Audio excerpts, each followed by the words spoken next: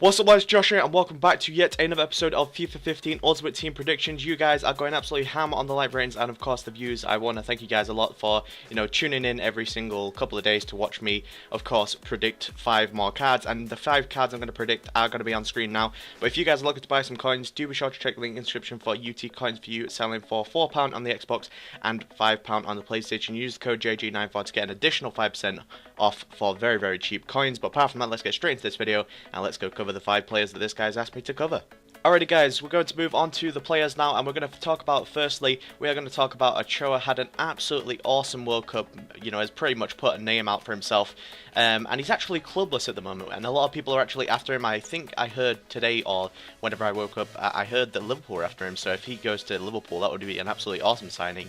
He really has put a name out for himself after having such a great World Cup campaign. Obviously, Mexico are out now, but he's done himself a world of good. So 37 games he's played for AC Ajaccio this season, and of course he don't play for him anymore. So let's get straight into the stats. I'm going to go with an 81 rated goalkeeper. I think that would be necessary. I think a little bit too high would, from a World Cup campaign, wouldn't really make too much sense. But +3 diving, +4 handling, +0 kicking, +3 reflex, +0 speed, and +6 positioning. Looks like a pretty awesome card, and I'm just kind of interested to see where he's going to go to be honest. I do think that would be an awesome signing for Liverpool because he looked very, very promising in the World Cup. Alright guys, moving on to the next player, we're going to talk about Joel Campbell, currently having an absolutely awesome World Cup, and another player that's actually making a name for himself. I think Arsenal may want to keep him. I'm not too sure if they will use him or not, but he seems like a very bright future star because he is playing absolutely awesome at the moment for Costa Rica. Whether he plays like that for a club or for his club, I'm not too sure, but from what I've seen from him playing for Olympiacos, he played absolutely fantastically against Manchester United earlier on in the season in the obviously in the Champions League, but he's played 29 games, scored 9 goals. Unfortunately, I wasn't able to find his assist tally because it's a little bit of a harder league to find, but I guess I could have put more time into it. I'm trying to find it, but if you guys know it, let me know in the comments. But anyway, let's go straight into this. Of course, the stats. I'm going to give him a 77 rated striker card because he does actually play most of his games at striker now. +1 pace, +3 shooting, +7 passing, +2 dribbling, +0 defending, and +2 heading, keeping his weak foot and skill moves at 3-star. And let me know what you think of that card down below. Moving on to the next player, guys, we're going to talk about James Rodriguez. Had an absolutely awesome season for Monaco, scored 9 goals and got 10 assists in 30 games. Pretty decent record for a central attacking mid. Now, he did actually play right wing last season, obviously last season, but not this season. He's obviously been started to play cam more, and I mean, how well is he doing for Colombia? Jesus Christ, everybody's after him now. I honestly can't see him.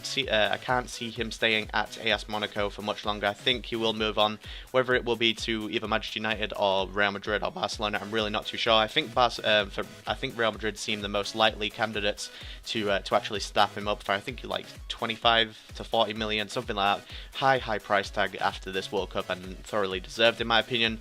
But let's get straight into his stats. We're going to give him an 86 rated overall centre attacking mid because that is where he's played most of his games for Monaco this season. +4 pace, +5 shooting, +5 passing, +5 dribbling, +4 defending, and +4 heading. Now, they are a lot of increases, but after having such an awesome season, I do think that this is warranted completely, keeping his weak foot at 3 and 4-star skill moves, of course.